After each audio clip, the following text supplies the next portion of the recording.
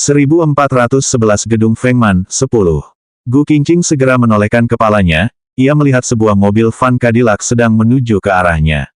Meskipun ia tidak mengenal mobil tersebut, namun siapa lagi pemilik mobil berplat 1023 selain Leng Xicheng. Mobil van Cadillac melaju ke arahnya, sebelum mobil itu melewati Gu Qingqing, ponselnya sudah berdering.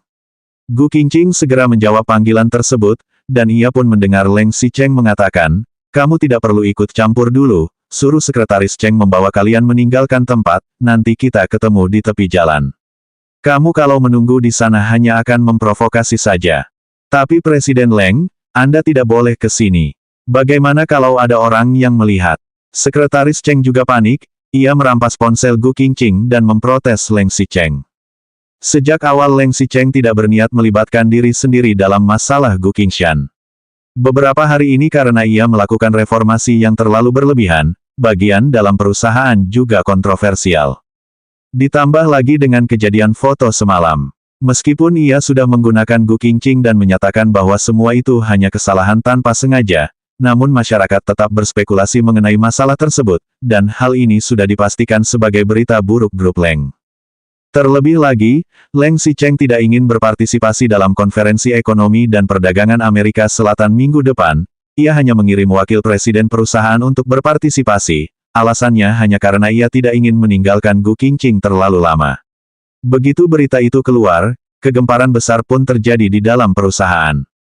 Pada masa sensitif seperti ini, Leng Xicheng sudah pasti tidak boleh terlibat tuntutan hukum apapun. Meskipun grup Leng masih dikendalikan sepenuhnya oleh Leng Xicheng, namun jika ia berbuat kesalahan, tetap akan menjadi masalah besar jika para pemegang saham berkumpul dan memprotesnya. Leng Xicheng sebenarnya ragu-ragu untuk waktu yang lama, dan tetap tidak dapat mengambil keputusan. Awalnya ia hanya ingin menemani Gu Qingqing menunggu Gu Qingshan keluar. Namun ternyata pekerjaan yang banyak membuatnya tidak dapat melepaskan diri, jadi ia hanya bisa mengutus sekretaris Cheng datang duluan, sementara ia menyusul. Namun Leng Xicheng tidak menyangka akan ada begitu banyak orang di depan pusat penahanan Yancheng. Leng Xicheng tidak menjawab pertanyaan sekretaris Cheng, melainkan langsung memutuskan ponselnya. "Bagaimana? Apa yang dikatakan Xicheng?" Wu Weimei sangat panik, ia langsung menanyakan kondisinya kepada sekretaris Cheng. Sekretaris Cheng berkata dengan geram, "Presiden Leng bilang dia yang akan pergi menjemputnya, dan menyuruh kita mundur dulu." Wu Weimei pun merasa lega, malah Gu Qingqing yang bertanya, "Lalu Xicheng, apakah itu akan berdampak padanya?" Sekretaris Cheng menggelengkan kepalanya, "Entahlah, pokoknya kita mundur dulu."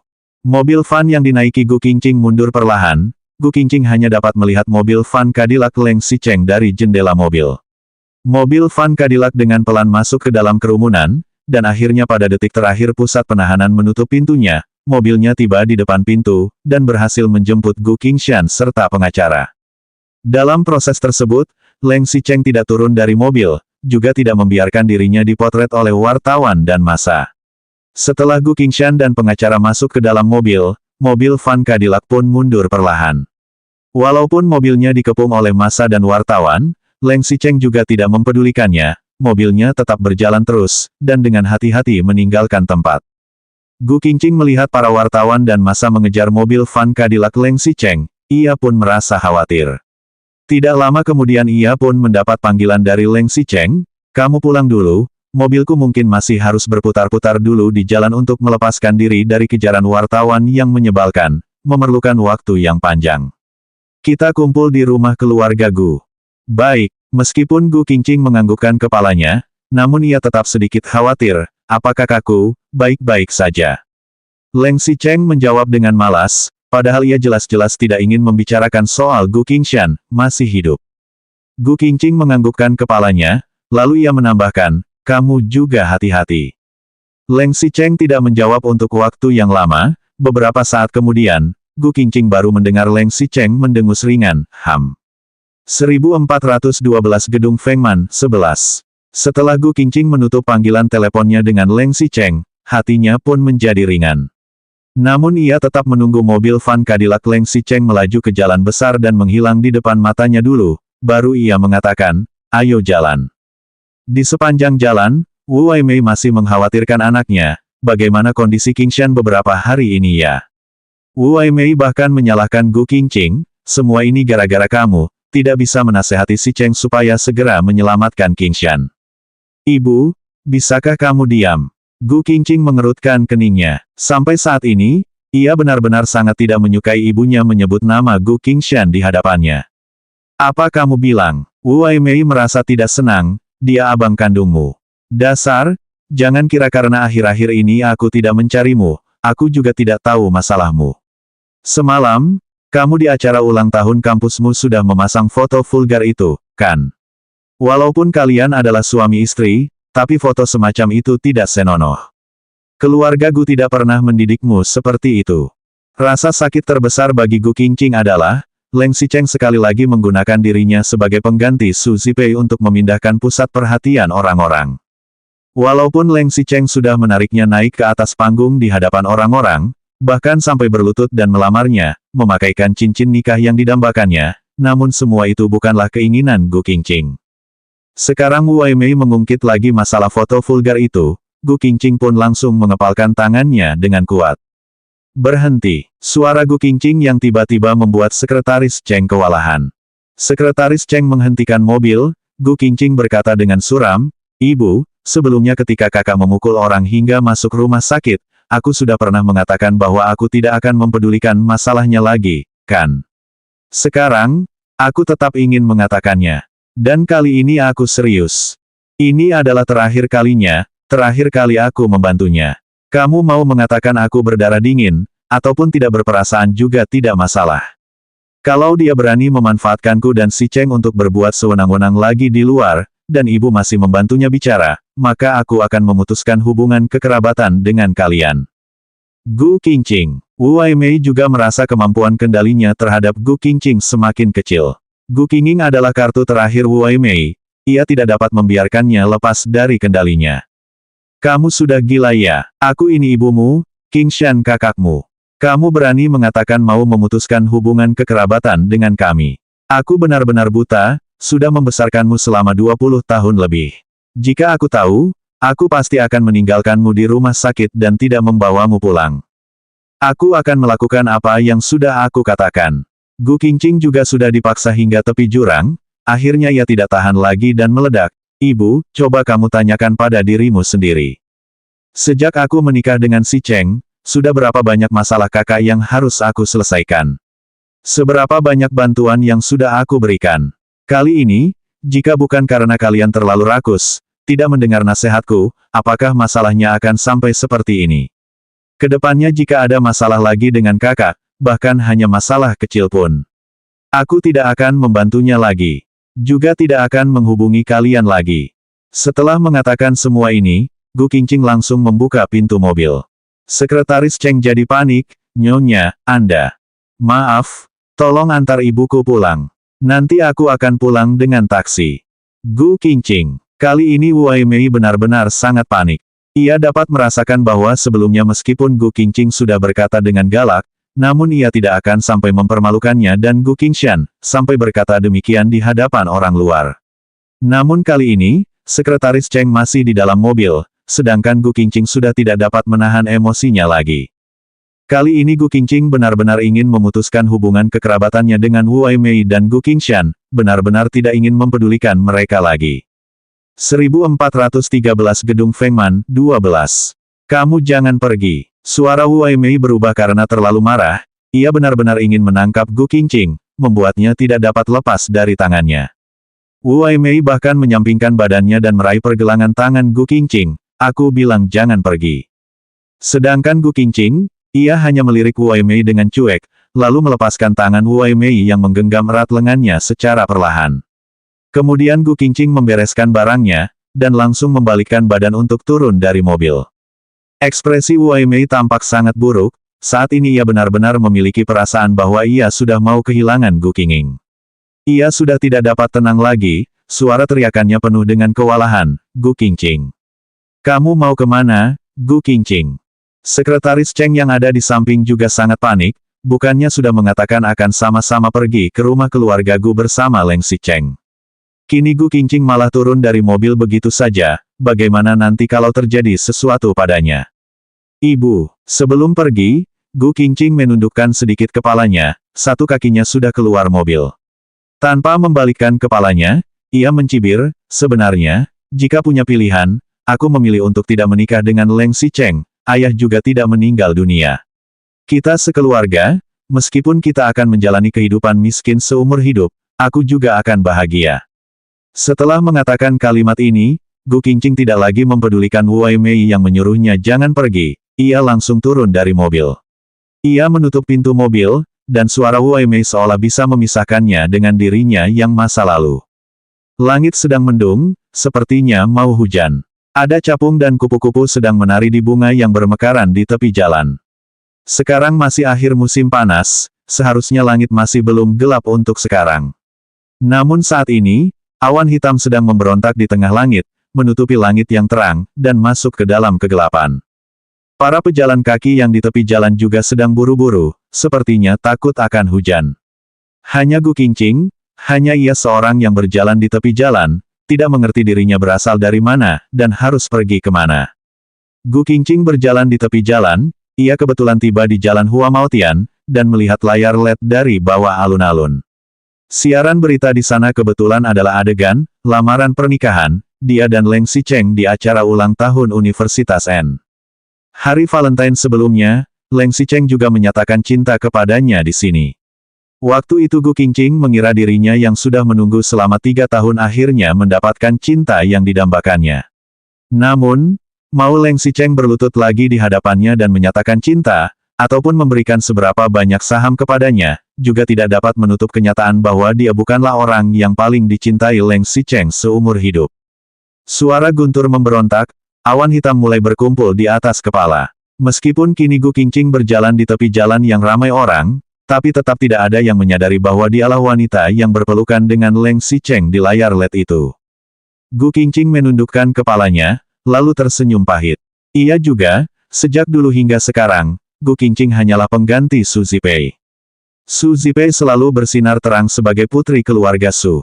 Tidak peduli di mana ia muncul, ia selalu adalah pusat perhatian semua orang. Bahkan hingga kini, Leng Xicheng masih memiliki rasa sayang untuknya. Sedangkan Gu Qingqing, ia hanyalah anak dari pembantu, ayahnya sudah meninggal dunia, kakaknya juga tidak berguna. Meskipun ia sudah menikah dengan Leng Xicheng, namun dirinya hanyalah seorang pengganti saja. Siapa itu Gu Qingqing? Dengan apa ia dapat menyaingi Su Zipei? Di atas langit, suara guntur memberontak, naga perak yang ganas turun dari langit dan menyilaukan wajah Gu Qingqing yang pucat. Masalah percintaan dan kehidupan di dunia ini telah mengelilingi Gu Qingqing. Namun ia hanya bisa mengandalkan dirinya sendiri, ia tetap sendirian. Duar, kemudian hujan deras pun turun membasahi Gu Qingqing. 1414 kesempatan terakhir, 1. Air hujan yang dingin tetap tidak dapat mematikan api yang membara di dalam hati Gu Qingqing. Ia sudah tidak memiliki keluarga dan teman lagi. Ayah yang paling menyayanginya sudah meninggal, sedangkan ibu dan kakaknya hanya memikirkan bagaimana cara memanfaatkannya. Walaupun hubungannya dengan Li Yuyu sangat baik, namun Li Yuyu juga sangat sibuk, ia juga tidak ingin mengganggu Li Yuyu dengan masalahnya. Jika tidak dapat mendapatkannya, maka hanya bisa melepaskannya. Gu Qingqing bahkan tidak mengetahui apa makna keberadaan Leng Xicheng baginya. Apakah pria itu mencintainya? Sepertinya tidak. Baik dari sisi perbandingan perlindungan terhadap Su Zipei dan dirinya, ataupun ketika menghadapi keluarganya, sepertinya Leng Xicheng dan ia berbeda dengan suami istri biasanya, di mana kedua keluarga yang menyatu, menganggap satu sama lain sebagai cinta satu-satunya. Namun jika mengatakan Leng Xicheng sama sekali tidak mempedulikan Gu Qingqing, sebenarnya juga tidak. Gu Qingqing dapat merasakan kepedulian Leng Xicheng terhadapnya yang semakin hari semakin bertambah. Tapi, kepedulian tersebut, selain karena kebiasaan yang terjadi karena mereka sudah menikah selama 3 tahun, dan sedikit kesan baik. Sebenarnya dicampur berapa persen rasa berdosa dan kompensasi atas kematian ayahnya. Gu Qingqing bahkan tidak mengetahui jika dirinya mencintai Leng Xicheng dengan sepenuh hati, dan suatu hari benar-benar membuktikan bahwa Leng Xicheng benar-benar adalah pelaku yang membunuh ayahnya, apakah ini menandakan ia sudah mengkhianati ayahnya? Air hujan bagaikan kacang yang berjatuhan, mereka menimpa badan Gu Qingqing dan membasahinya. Awan hitam berkumpulan di atas langit, suara guntur juga berbunyi tanpa henti. Derasnya hujan membentuk tirai manik-manik, seolah sudah menyatukan dunia yang jauh dan dekat. Sebenarnya, tidak ada bedanya Gu Qingqing yang sekarang dan 3 tahun lalu. Meskipun ia sudah menikah dengan Leng Xicheng, sudah mempublikasikan hubungannya dengan pria itu, sudah memegang saham bernilai miliaran yuan, namun Gu Qingqing tetaplah dirinya yang rendah, yang merupakan anak dari pembantu, yang hanya bisa memandang tinggi Leng Xicheng dan Su Zipei. Tidak ada yang memperhatikan Gu Qingqing, juga tidak ada yang mempedulikannya. Jalan ini adalah jalan paling ramai Yancheng. Meskipun sedang kehujanan, orang-orang masih berlalu lalang, jalanan tampak macet, apalagi Gu Qingqing sedang dalam masalah percintaan dan kehidupan. Namun kenapa ia tetap merasa kesepian dan kedinginan yang menusuk ke dalam tulangnya. Di bawah air hujan deras, Gu Qingqing tetap berjalan ke depan.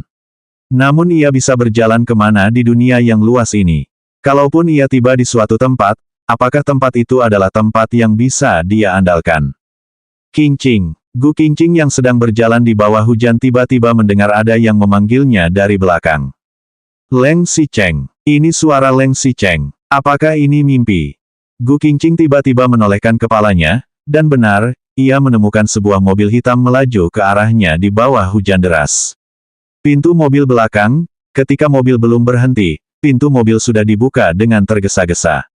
Kemudian sepasang sepatu kulit yang mengkilap pun terlihat, dan di atas sepatu kulit itu ada sepasang kaki panjang yang dibungkus celana hitam. Lalu Leng Xicheng terlihat membawa payung hitam turun dari mobil. Leng Xicheng, apakah Gu Qingqing sedang mimpi? Leng Xicheng bukannya sedang membawa kakaknya pulang ke rumah keluarga Gu. Kenapa pria itu bisa datang ke sini? Leng Xicheng turun dari mobil, kemudian ia mengisyaratkan mobil untuk pergi duluan. Ia membuka payung dan berjalan menuju Gu Qingqing di bawah hujan deras. Air hujan dari langit jatuh ke bawah bagaikan lapisan kain kasa yang menyelimuti Leng Xicheng, bagaikan uap dan kabut yang membuat sosoknya tampak kabur. Langkah kaki Leng Xicheng tidak cepat, namun karena memiliki sepasang kaki yang jenjang, langkah kakinya sangat lebar, membuatnya tiba di samping Gu Qingqing dalam waktu yang singkat. Leng Xicheng berjalan di samping Gu Qingqing tanpa mengatakan apapun, wajah tampannya juga tidak memiliki ekspresi yang lebih. Ia hanya memiringkan tangannya, dan menopang payungnya di atas kepala Gu Qingqing. 1415 kesempatan terakhir, 2. Gu Qingqing masih bengong dan berdiri di tengah jalan, ia mengangkat kepalanya, melihat kini dirinya berada di bawah payung yang dibawa Leng Xicheng yang melindunginya dari angin kencang dan hujan deras. Hujan masih berlangsung, air hujan menetes di atas payung, mengalir ke ujung payung dan jatuh ke bawah. Di bawah payung kecil tersebut, pemandangan hujan, jalan raya, dan semua yang di sekitar seolah menjadi kabur dan membangun sebuah dunia kecil. Dan di dunia kecil tersebut kini hanya ada Leng Xicheng serta Gu Qingqing, hanya keberadaan mereka berdua yang terasa nyata. Di bawah air hujan yang turun terdapat wajah Leng Xicheng yang tanpa ekspresi itu, lalu Leng Xicheng dengan pelan mengatakan, "Ayo pulang." Pulang? Pulang kemana? Gu Qingqing merasa dirinya sudah tidak memiliki rumah. Leng Xicheng mengerutkan keningnya, mengira Gu Qingqing kedinginan, ia pun memberikan payung, pegang payung ini sebentar. Gu Qingqing mengambil payung dengan bengong, lalu ia melihat Leng Xicheng mengeluarkan tisu dan mengelap kepalanya yang basah dengan lembut. Kemudian pria itu melepas jaketnya dan membungkus badan Gu Qingqing. Jari panjangnya menarik kerah jaket untuk menutup erat badan kecil Gu Qingqing, menghalangi air hujan dan angin dari luar. Aroma badan Leng Xicheng langsung menyebar dan memberikan Gu Qingqing perasaan yang segar dan nyaman. Kemudian Leng Xicheng mengambil lagi payung dari tangan Gu Qingqing, satu tangannya yang lain menopang di atas pundak Gu Qingqing, sepertinya ingin membawanya pulang ke rumah. Namun ketika Leng Xicheng ingin membawanya jalan, Gu Qingqing malah tidak bergerak. Leng Xicheng mengerutkan keningnya, ia menoleh dan melihat Gu Qingqing masih dalam posisi tadi. Beberapa saat kemudian, Gu Qingqing pun menundukkan kepalanya dan mulai berjalan. Leng Xicheng baru mendapatkan laporan dari sekretaris Cheng bahwa Gu Qingqing sudah bertengkar dengan Wu Weimei. Kini mungkin Gu Qingqing sudah memutuskan hubungannya dengan keluarganya. Leng Xicheng mendengar sekretaris Cheng mengatakan Gu Qingqing turun di tengah jalan, Leng Xicheng pun langsung memutuskan untuk menyuruh Gu Qingshan pulang duluan dengan mobil van Cadillac. Sedangkan ia sendiri pindah ke mobil lain dan pergi mencari Gu Qingqing. Walaupun Leng Xicheng sejak awal sudah tidak menyukai Wu Weimei dan Gu Qingshan, serta berharap kedua cacing ini bisa menghilang dari kehidupan Gu Qingqing. Namun ketika ia melihat Gu Qingqing meyakinkan diri untuk memutuskan hubungan kekerabatan dengan keluarganya, ia malah sangat sakit hati. Leng Xicheng ingin menghibur Gu Qingqing namun tidak tahu harus bagaimana. Gu Qingqing berjalan satu langkah, Leng Xicheng pun mengikutinya, sedangkan mobilnya juga mengikuti mereka di tepi jalan dengan perlahan. Di jalan yang ramai ini, karena hujan deras tersebut, selain mobil yang berjalan buru-buru di jalan besar, dan mobil Leng Xicheng yang mengikutinya serta Gu Qingqing perlahan, hanya ada Leng Xicheng dan Gu Qingqing yang berjalan di tepi jalan yang sepi ini. Gu Qingqing berjalan di tepi jalan sambil melihat ke bawah. Ia berjalan ke depan selangkah demi selangkah. Payung yang disediakan mobil Leng Xicheng agak kecil, kini payungnya lebih memiring ke arah Gu Qingqing.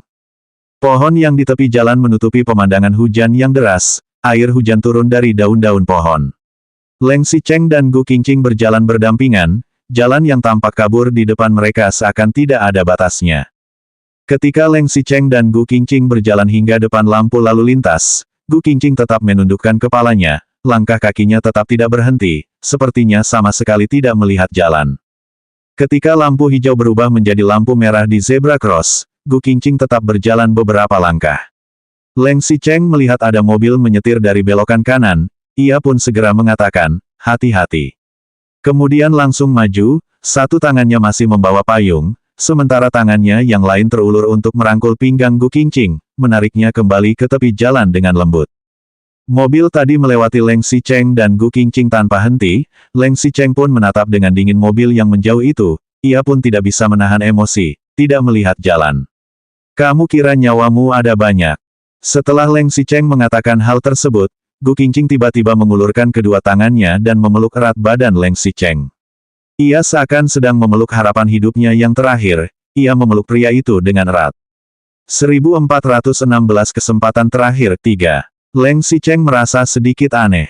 Apalagi pelukan Gu Qingqing terasa begitu erat, seolah takut ia akan menghilang dari hadapannya begitu wanita ini melepaskan pelukannya. Tidak hanya itu, seluruh tubuh Gu Qingqing menyusut dalam pelukan Leng Xicheng.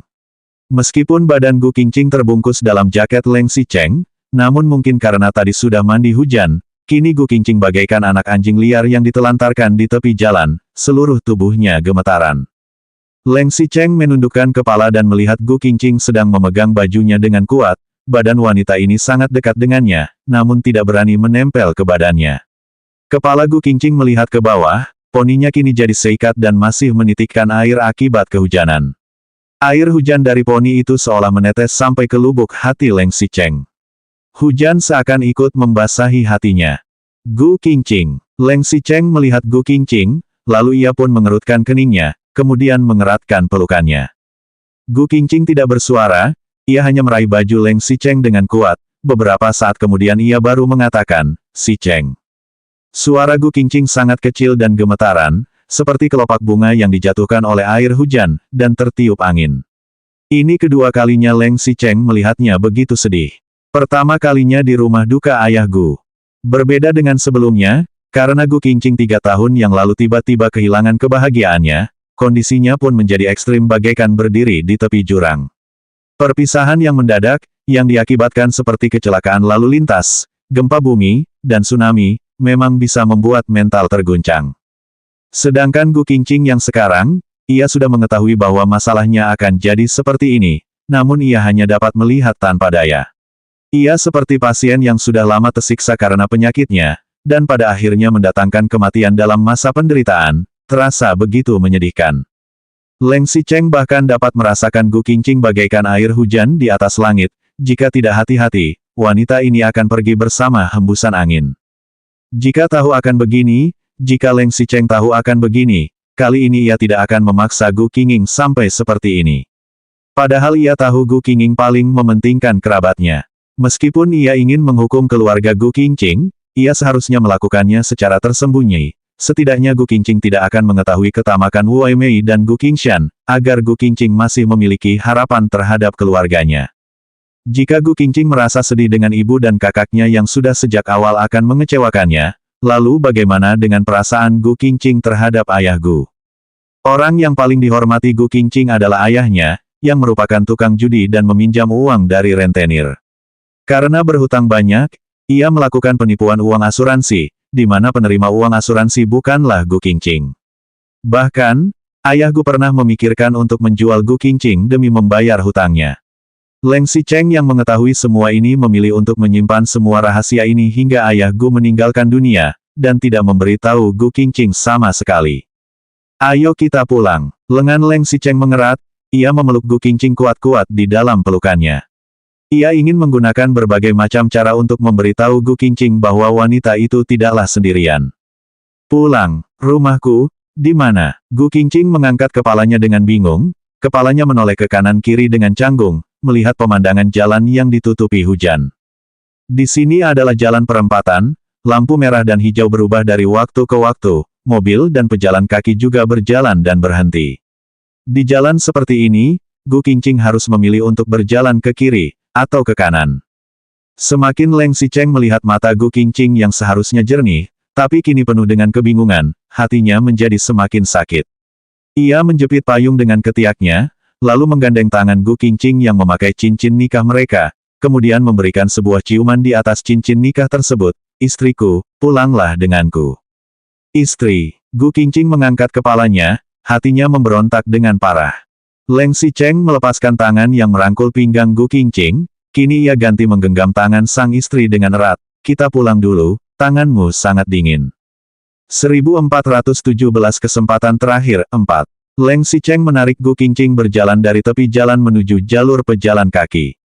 Ketika Gu Qingqing melihat Leng Xicheng dengan bingung, pria itu pun menghentikan langkah kakinya, ia merapikan jaket Gu Qingqing, dan mengatakan, nanti kamu sakit, dan malah merepotkan orang lain karena harus menjagamu. Gu Qingqing kini berpikir, apakah ia bisa mempercayai Leng Xicheng? Gu Qingqing hanya bisa mengandalkan harapan terakhirnya, meskipun itu hanyalah bunga ilusi yang mekar di tengah hujan. Setelah merapikan jaket, Leng Xicheng pun menundukkan kepalanya, melihat ekspresi Gu Qingqing yang bingung dan pusing, ia pun mengerutkan keningnya, kenapa? Kemudian ia mengulurkan tangannya dan meletakkannya di bawah poni Gu Qingqing yang basah, sepertinya tidak demam. Telapak tangan yang sedikit kasar itu menutupi dahi Gu Qingqing, sebuah kehangatan pun menyebar keluar dari telapak tangannya. Xicheng, Gu Qingqing menggelengkan kepalanya, tiba-tiba ia menyerbu ke pelukan Leng Xicheng dan memeluknya erat. Gu Qingqing merasa dirinya sudah tidak memiliki apa-apa lagi, hanya tersisa Leng Xicheng seorang.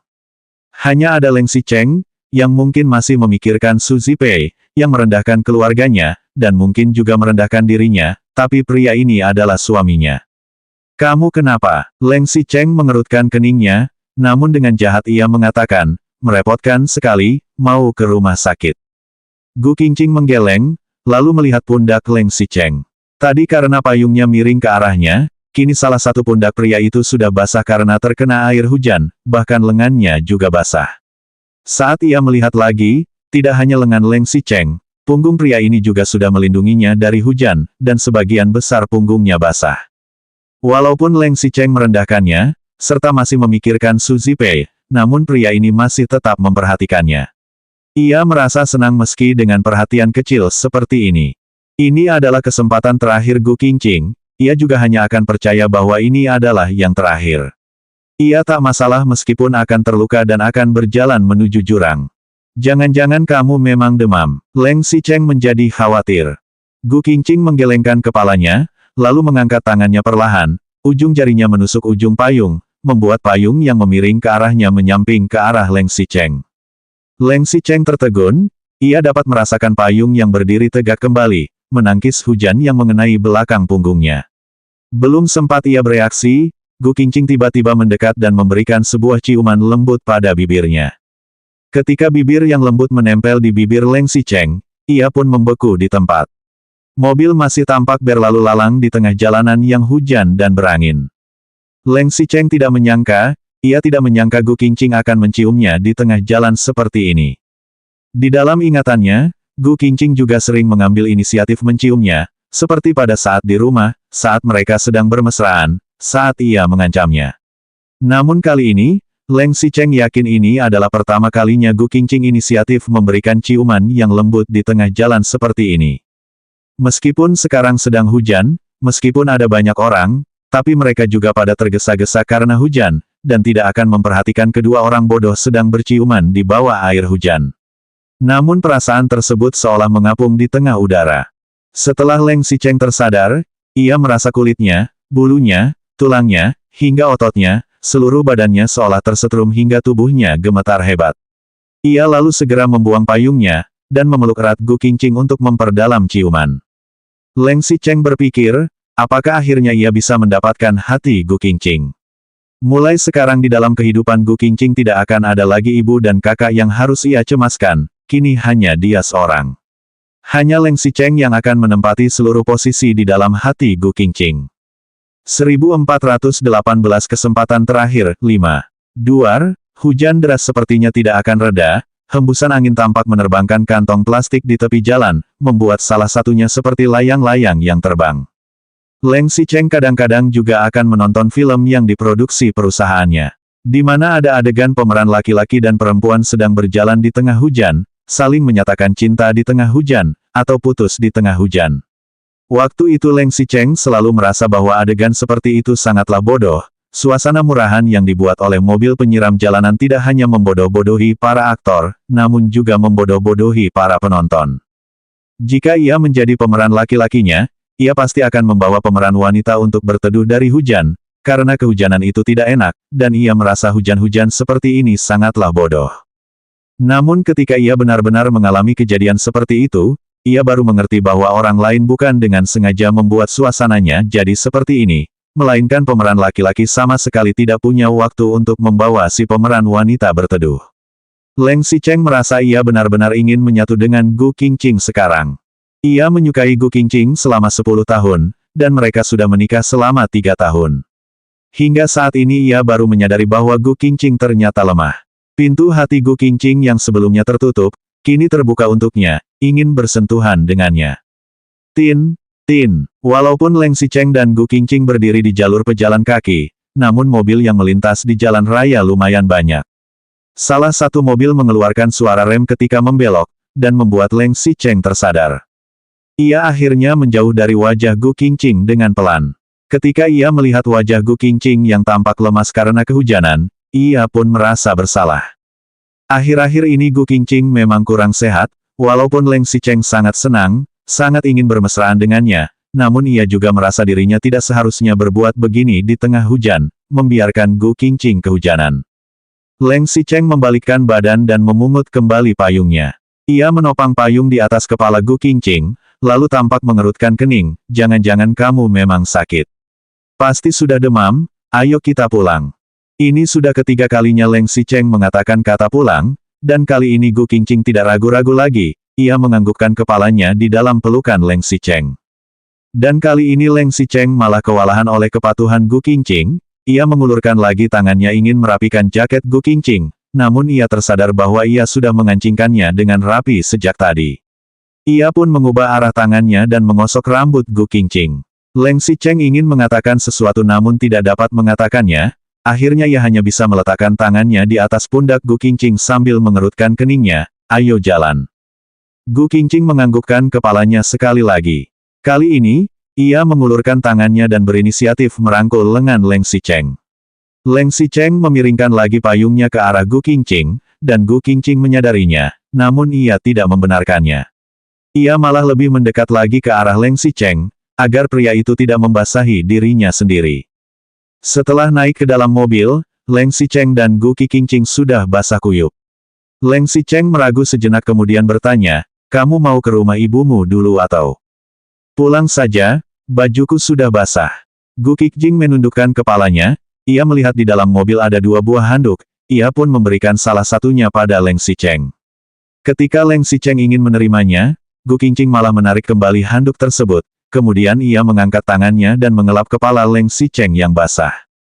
Pupil mata Leng Xicheng menyusut, ia terus menatap Gu Qingqing. Ini juga pertama kalinya Gu Qingqing dengan begitu perhatian mengelap air yang di badannya. Bukan karena sopan santun, melainkan benar-benar memiliki perasaan kasih sayang. Bajumu, belakang punggungmu juga basah, kita tidak bisa mengeringkannya di sini.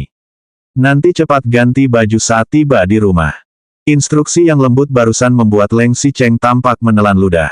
Ia tidak dapat mengungkapkan perasaan yang memenuhi hatinya, ia bahkan tidak bisa mengatakan atau melakukan apapun, ia hanya bisa melihat Gu Qingqing dengan bengong. Mungkin karena hujan, jalanan lumayan sepi sehingga mobil bisa melaju sangat cepat. Tidak lama kemudian Leng Xicheng dan Gu Qingqing pun tiba di rumah mereka. Begitu turun dari mobil, pembantu rumah pun datang menyambut mereka, "Tuan, Nyonya." Ekspresi Leng Xicheng terlihat serius, tatapannya dingin, bahkan Gu Qingqing juga hanya menundukkan kepalanya dan diam. Pembantu rumah mereka pun mengira kedua majikannya ini bertengkar lagi. 1419 kesempatan terakhir, 6. Setelah masuk ke kamar, Leng Xicheng masih dalam kondisi bengong. Ia melihat Gu Qingqing tidak mengganti bajunya sendiri terlebih dulu, melainkan berbalik badannya dan membuka kancing bajunya terlebih dahulu. Leng Xicheng berdiri dengan tegak seperti siswa SD yang sedang melakukan pelatihan militer. Setelah Gu Qingqing membuka semua kancing bajunya, ia pun mengangkat kepalanya dan melihat Leng Xicheng. "Buka celanamu sendiri, sudah basah kuyup." Leng Xicheng menganggukkan kepala, ia benar-benar mematuhi kata-kata Gu Qingqing. Ia membuka celananya dan hanya mengenakan celana dalam. Ia melihat Gu Qingqing memberikan sebuah handuk padanya, kemudian berdiri di depannya dan memungut bajunya yang basah, lalu meletakkannya di dalam keranjang baju kotor. Lalu Gu Qingqing masuk ke kamar mandi, ia melepaskan bajunya yang basah kuyup. Kemudian dari dalam kamar mandi pun terdengar suara air. Leng Xicheng berdiri di luar pintu kamar mandi. Jika ini terjadi di masa lalu, ia pasti sudah bergegas masuk ke dalam dan mandi bersama Gu Qingqing. Namun sekarang ini, Leng Xicheng masih merasa terkejut. Tadi ia tidak sedang bermimpi, Gu Qingqing benar-benar sudah membantunya membuka bajunya yang basah, bukan karena kewajiban suami istri, melainkan karena Gu Qingqing benar-benar menaruh perhatian padanya. Leng Xicheng sudah menikah dengan Gu Qingqing selama 3 tahun, dan ini pertama kalinya ia dapat merasakan dengan jelas bahwa di dalam mata Gu Qingqing terdapat perasaan cinta yang tak ada habisnya. Astaga, apakah ini yang namanya saling mencintai? Leng Xicheng tidak sedang bermimpi, ia tidak sedang bermimpikan.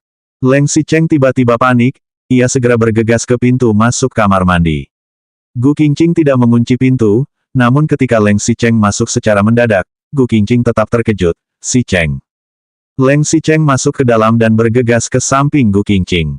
Ia melihat Gu Qingqing dari atas sampai bawah, tatapannya sangat panas, seolah-olah ingin membakar wajah, badan, dan seluruh badan Gu Qingqing saja. Gu Qingqing mengerutkan keningnya, ia berpikir jangan-jangan Leng Xicheng sedang ingin. Leng Xicheng hanya menggelengkan kepalanya, dengan emosional ia mendekati Gu Qingqing, dan ia memeluk Gu Qingqing tanpa melakukan yang lain. Ketika Leng Xicheng menari dengan Gu Qingqing, ia pernah teringat dengan buku yang pernah dibacanya, yang berjudul The Heart of a Broken Story. Lalu sekarang, ia akhirnya merasakan makna dari pepatah dalam buku tersebut. Ada yang mengira cinta itu adalah S*X, pernikahan, ciuman selamat pagi, sekumpulan anak-anak, dan mungkin memang seperti itu arti cinta, Nona Lester. Tapi apakah kamu tahu isi pikiranku? Aku merasa cinta itu ingin menyentuh, tapi juga tidak. Di hadapan cinta yang suci, yang namanya sentuhan mesra, melihat dia dari pagi hingga malam, yang namanya melahirkan sekumpulan anak, semua ini terlihat begitu dangkal. Yang terpenting adalah, ada tempat baginya di hati Gu Qingqing. Aku juga mau mandi. Ayo sama-sama. Leng Xicheng melepaskan tangannya perlahan, ia menarik tangan Gu Qingqing untuk berendam sama-sama di dalam bak mandi. Namun ia benar-benar hanya duduk di sisi lain bak mandi, dan mandi dengan tenang. Tidak harus terjadi sesuatu, yang penting Gu Qingqing berada di sampingnya saja cukup. Gu Qingqing masih kebingungan, namun ia tetap membersihkan badannya dengan serius.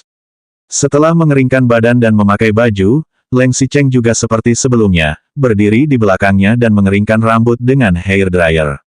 Gu Qingqing melihat Leng Xicheng lewat cermin, kini ekspresi pria itu terlihat santai, sepertinya sama sekali tidak ada niat mau melakukan sesuatu.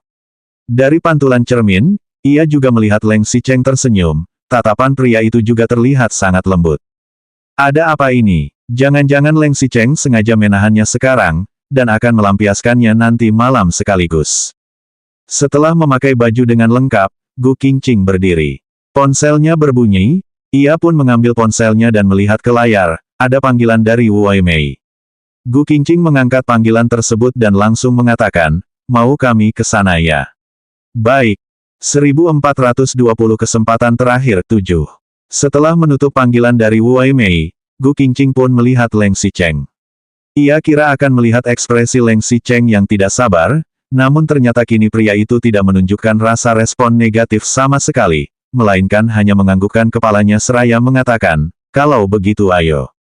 Yang penting Leng Xicheng memiliki cinta Gu Qingqing, maka Wu Weimei dan Gu Qingshan tidak lagi penting.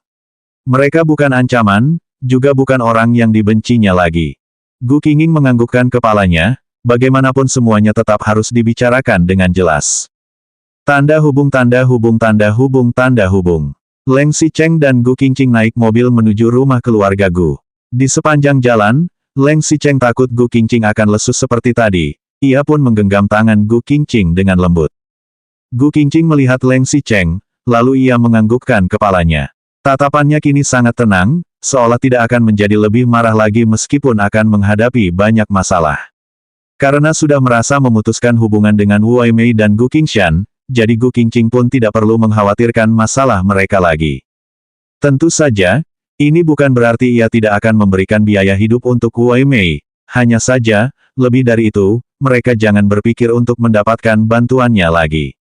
Rumah keluarga Gu. Karena Gu Qingshan sudah pulang ke rumah, rumah pun tampak terang. Ketika Leng Xicheng dan Gu Qingqing masuk ke dalam rumah, Wu Weimei sedang menyuruh pembantu ke sana dan ke sini dengan gembira. Ketika ia melihat Leng Xicheng dan Gu Qingqing berjalan masuk sambil bergandengan tangan, ia sama sekali tidak melihat Gu Qingqing, melainkan hanya tersenyum pada Leng Xicheng. Xicheng sudah datang. Ayo masuk, makanannya sudah siap. Leng Xicheng melihat Gu Qingqing dengan sakit hati, namun Gu Qingqing malah sangat tenang, sepertinya ia sudah mengetahui bahwa dirinya akan mendapat perlakuan seperti ini dari Wu Weimei, sehingga perasaan Gu Qingqing tidak terpengaruh sama sekali. Wu Weimei tidak mempedulikan Gu Qingqing, jadi Gu Qingqing juga tidak masuk ke dalam, dan hanya berdiri di dekat pintu saja. Gu Qingqing tidak masuk, Leng Xicheng secara otomatis juga tidak akan masuk. Leng Xicheng memang tidak menyukai keluarga Gu, ia membantu keluarga Gu hanya karena Gu Qingqing. Kini Leng Xicheng berpikir kembali, ia pun merasa sangat sulit untuk percaya.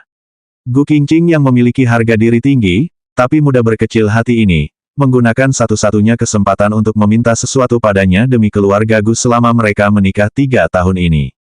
Sedangkan keluarga Gu juga sangat hebat, mereka dapat membuat Gu Qingqing yang sepenuh hati memikirkan keluarganya, bisa sampai titik ini. Bisa dibilang bahwa Gu Qingqing sudah melakukan segala sesuatu yang ia bisa demi keluarga Gu, namun ia tetap tidak mendapatkan sedikit hormat pun dari keluarga Gu. Leng Xicheng dan Gu Qingqing berdiri terus di dekat pintu dan tidak masuk, sedangkan Wu Weimei yang di dalam rumah tidak menyadarinya. Lalu mereka pun mendengar suara Gu Qingshan yang sedang mengeluh, "Ibu, kenapa lemari kamarku berantakan? Aku jadi susah mau cari barang. Mana korek apiku?" Kemudian Gu Qingshan pun turun dari tangga. Ketika ia melihat Leng Xicheng dan Gu Qingqing berdiri dekat pintu, langkah kakinya pun terhenti, lalu ekspresinya juga sedikit canggung. Namun ia hanya melihat Leng Xicheng dan Gu Qingqing sambil mengerutkan kening, ia tidak menyambut, juga tidak seperti ibunya yang hanya menyambut Leng Xicheng. Itu karena polisi datang mencari sesuatu di kamarmu. Wu Weimei keluar dari dapur, melihat Leng Xicheng dan Gu Qingqing masih berdiri dekat pintu, ia pun heran, "Xicheng, kenapa tidak masuk? Buat apa berdiri di sana?" Tatapan Leng Xicheng sangat cuek, ia bahkan malas mau melihat Wu Weimei. Gu Qingqing tersenyum singkat, lalu menghela napas panjang. Ia sama sekali tidak marah, juga tidak bersikeras berdiri dekat pintu lagi. Ia maju selangkah dan dengan tenang mengatakan, "Ibu, ada yang mau aku katakan. Apa aku bisa mengatakannya di sini?" Wu Weimei dan Gu Qingshan sepertinya dapat memahami apa yang ingin Gu Qingqing bicarakan, terutama Wu Weimei. Ia langsung mengerutkan keningnya dan mengatakan, "Nanti saja. Jangan biarkan Xicheng berdiri dekat pintu bersamamu." Selanjutnya bab 1421 kesempatan terakhir 8.